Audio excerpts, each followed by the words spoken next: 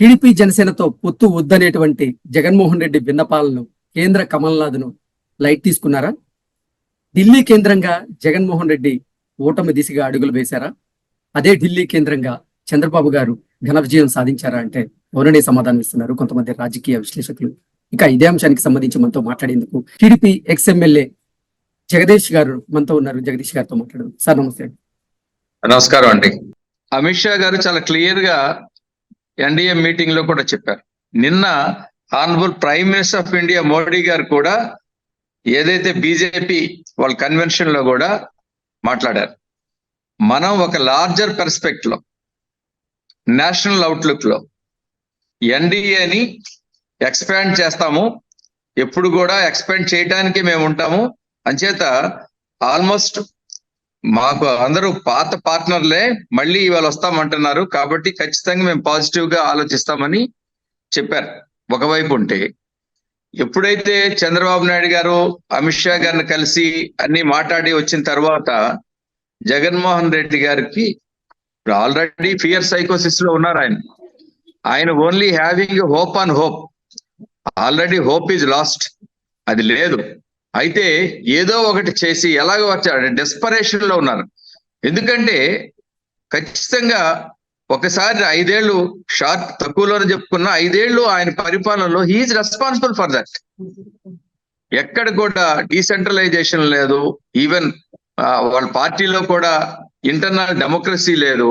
అవన్నీ రావటం వల్ల ఇప్పుడు ఏమవుతుంది, ఒకసారి ఆయన లీడర్షిప్ వీక్ అయ్యేసరికి ఖచ్చితంగా అందరూ తిరగబడతా ఉన్నారు. ఇవాళ ఒకప్పుడు ఎవరు మాట్లాడడానికి కూడా భయపడే పరిస్థితిలో ఉన్నప్పుడు, అందుకే నేను అంటాను డెమోక్రసీ వేలో వెళ్తే ఆ అడ్మినిస్ట్రేషన్ కూడా ఆ రూల్ ఆఫ్ లా అలా వెళ్తే ఇవాళ జగన్మోహన్ రెడ్డి గారికి పరిస్థితి వచ్చి ఉండేది కాదు. ఎప్పుడైతే డిక్టేటర్షిప్ గా మార్చి ప్రజలతో ఒకసారి ఎన్నుకోబడిన తర్వాత వాళ్ళని మర్చిపోయి డిక్టేటర్షిప్ లోకి వెళ్ళి ఏదంటే స్టేజ్ మీద కూడా ఒక్కడే నిల్చోవటం, మంత్రులు ఎమ్మెల్యేలు అందరూ కూడా కింద ఉండడం, కొంతమందికి అపాయింట్మెంట్ లేకపోవడం, ఇవన్నీ ఒకటైతే ఇవాళ మీరన్న దానికి వస్తే ఖచ్చితంగా ఈయన గ్రాఫ్ పడిపోతా ఉందనేది బీజేపీ ఇవాళ కేంద్రంలో ఉన్నారు, వాళ్ళకి ఎవ్రీ మినిట్ అందరికన్నా బాగా తెలుస్తాయి విషయాలు. కాబట్టి పోతూనే ఈయన పూర్తిగా ఈవేళ మళ్ళా ఏదైతే హిస్టరీ రిపీట్స్ అన్నట్టు 23 స్థానాలు కూడా వస్తాయా రాదా వైసీపీకి అనే పరిస్థితిలో ఉన్నప్పుడు ఈయనెళ్ళి ఇంకా నేను ఖచ్చితంగా ఉంటాను, అవసరమైతే ఎన్డీఏలో చేరిపోతాను అని కూడా అయినా కూడా వాళ్ళకి జియో పొలిటికల్ కండిషన్స్ అన్ని కూడా బాగా తెలుసు. అంచేత ఏమైంది, ఇవాళ ఖచ్చితంగా ఈయన పరిపాలన మీద ఆంధ్రప్రదేశ్ లో ప్రజలు తీవ్రమైన వ్యతిరేకత ఉన్నారు. అలాంటప్పుడు ఆయన చెప్పింది వినే పరిస్థితిలో అయితే ఉండరు.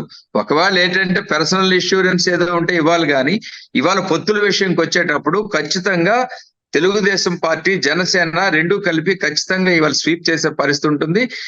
ఎప్పుడు కూడా ఎన్డీఏలో పార్ట్నర్సే. కొన్ని పరిస్థితుల్లో ఆ రోజు బయటికి రావాల్సి వచ్చింది, అందరికీ తెలిసిందే. అది కూడా ఓన్లీ రాష్ట్ర ప్రయోజనాలు, చంద్రబాబు నాయుడు గారి వ్యక్తిగత ఏం కాదు అది కాదు, రాష్ట్ర ప్రయోజనాల కోసం ఆ రోజు పరిస్థితుల్లో ఈయన పక్కనేమో నాకు గెలిపించండి, నేను కేంద్రాన్ని మెడలైనా వంచుతాను, వంచైనా నేను ప్రత్యేక హోదా తెస్తాను, ఇలా మాట్లాడుతూ ఉంటే ఒకసారి ప్రజలు కూడా ఏంటిదైతే ఆ పరిస్థితుల్లో మరి ఖచ్చితంగా అధికారంలో ఉండి ముఖ్యమంత్రిగా ఉండి చంద్రబాబు నాయుడు గారు ఖచ్చితంగా కేంద్రంతో, it's not BJP or NDA, కేంద్రంతో అవర్ ఫైట్ చేయవలసిన పరిస్థితి వచ్చింది. ఆ పరిస్థితులు తప్పిస్తే దానికి అందుకే ఇవాళ మోడీ గారు కానీ అమిత్ షా గారు కానీ ఆ రీజన్ జెన్యూన్ రీజన్ అని చెప్పి ఇవాళ ఖచ్చితంగా మళ్ళీ తెలుగుదేశం పార్టీ జనసేన కలిపి, జనసేన ఎప్పటి నుంచో బీజేపీతో పొత్తులో ఉంది. అంచేత ఈ ఫ్యాక్టర్స్ అన్ని కలిసి వచ్చినాయి. ఇవాళ మళ్ళీ ఒకసారి బీజేపీ కూడా నేషనల్ అవుట్లుక్ లో లార్జర్ ఇంట్రెస్ట్ లో 400 మార్కు దాటి ఖచ్చితంగా ఎన్డీఏకి ఉండాలి అనే పరిస్థితిలో బీజేపీ కూడా మోడీ గారు కూడా ఆలోచిస్తూ ఉన్నారు. కాబట్టి ఖచ్చితంగా ఈ విషయంలో జగన్ గారు ఖచ్చితంగా ఓటమిని ముందే అంగీకరించాల్సిన పరిస్థితి వచ్చింది. అంగీకరించకపోయినా కూడా పరిస్థితులు అవి, ఎందుకంటే ఆయన ఓటమిని అంగీకరించకపోవచ్చు ఆయన యాటిట్యూడ్ బట్టి, కానీ ఇవాళ ఖచ్చితంగా అది ఓటమి కింద వచ్చేసింది. తెలుగుదేశం పార్టీ జనసేన ప్రజలు కూడా మద్దతు ఉంది. ఇవాళ తెలుగుదేశం జనసేన బీజేపీకి కూడా ప్రజలు ఇవాళ ఖచ్చితంగా వాళ్ళు ఆహ్వానిస్తా ఉన్నారు. ఎందుకంటే మనం ఇది మాకు ఇంటర్నల్ గా కూడా చర్చ వచ్చింది. మొన్ననే మాకు లోకేష్ గారు పార్వతీపురం ఇవన్నీ వచ్చారు, మాట్లాడినప్పుడు కూడా వచ్చింది.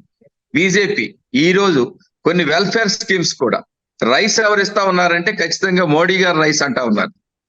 తర్వాత గ్యాస్ విషయంలో కానీ, అలాగే నేషనల్ ఎంప్లాయ్మెంట్ గ్యారంటీ స్కీమ్ కింద కూడా, ఇవన్నీ కూడా కొంత ఇంత ముందు కన్నా బీజేపీ కూడా కొంత పాపులారిటీ వచ్చింది.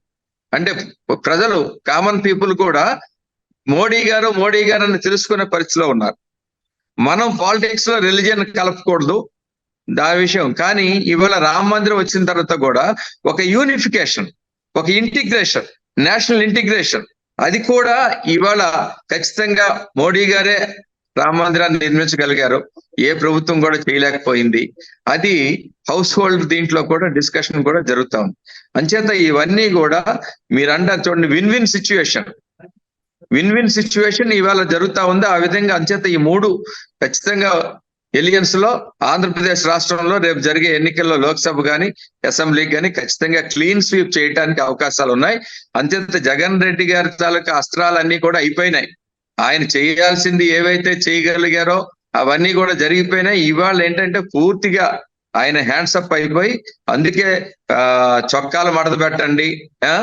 ఇప్పుడు ఒక ముఖ్యమంత్రి నువ్వు అవార్డులు ఇస్తే ఇచ్చుకో, కానీ మీరే నాకు శరణ్యం, మీరే నాకు దిక్కని వాలంటీర్లతో ఆయన మాట్లాడారంటే ఎంత దయనీయ పరిస్థితిలో ఉన్నారు. అంటే ఆయనకి ప్రజల్లో కాన్ఫిడెన్స్ పోయింది, కేడర్ మీద కూడా కాన్ఫిడెన్స్ పోయింది. ఆఖరికి వాలంటీర్లని బతిమాలుకునే పరిస్థితి వచ్చింది. చొక్కాలు మడత పెట్టమని, ఈ షర్టులు మడత పెట్టమని అంటున్నారంటే ఆయన అంత డెస్పరేషన్ లో ఉన్నారు. అంచేత నేను చాలాసార్లు చెప్తా ఉన్నా, ఎన్నికల్లో ఒక టెన్షన్ ఉంటుంది ఎప్పుడు కూడా, చివరిదాకా ఎవరు గెలుస్తారని. కానీ ఈయన తాలూకా 5 ఏళ్ల చరిత్ర వలన అసలు ఎన్నికల్లో వైసీపీ ఓడిపోతా ఉందనేది ఇప్పుడే ప్రజలు అనుకుంటా ఉన్నారు. అలాంటి పరిస్థితిలో జగన్మోహన్ రెడ్డి గారు ఉన్నారండి. ఇదండి situation. Okay sir, thank you so much. నమస్కారం. టీడీపీ జనసేనతో పొత్తు వద్దనేటువంటి జగన్మోహన్ రెడ్డి విన్నపాలను కేంద్ర కమల్నాథ్ను లైట్ తీసుకున్నారా? ఢిల్లీ కేంద్రంగా జగన్మోహన్ రెడ్డి ఓటమి దిశగా అడుగులు వేశారా? అదే ఢిల్లీ కేంద్రంగా చంద్రబాబు గారు ఘన విజయం సాధించారా అంటే అవుననే సమాధానం ఇస్తున్నారు కొంతమంది రాజకీయ విశ్లేషకులు. ఇక ఇదే అంశానికి సంబంధించి మనతో మాట్లాడేందుకు టీడీపీ ఎక్స్ఎమ్మెల్యే జగదీష్ గారు మనతో ఉన్నారు. జగదీష్ గారితో మాట్లాడదు. సార్ నమస్తే. నమస్కారం అండి. అమిత్ షా గారు చాలా క్లియర్ గా ఎన్డీఏ మీటింగ్ లో కూడా చెప్పారు. నిన్న honourable prime minister of India Modi గారు కూడా ఏదైతే బీజేపీ వాళ్ళ కన్వెన్షన్ లో కూడా మాట్లాడారు.